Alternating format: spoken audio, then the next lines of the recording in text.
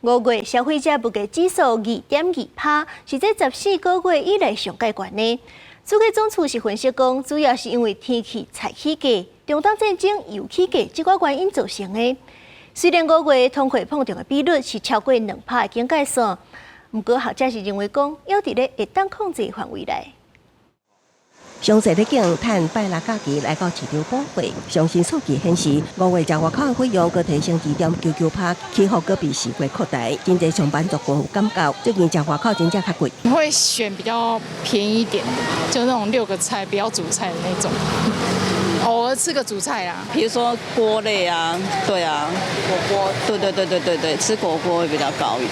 主計總處統計5月消費者物價指數年增2.2%，是外14個月新高，主要因為天氣影響菜色季節繼續起，中東戰事繼續影響油價，另外國際機票因為燃油繼續大起，三大因素推升造成。也算受天氣甲5日這因素影響，6月 CPI 可能會比5月更較懸一點嘛。今年1到5月。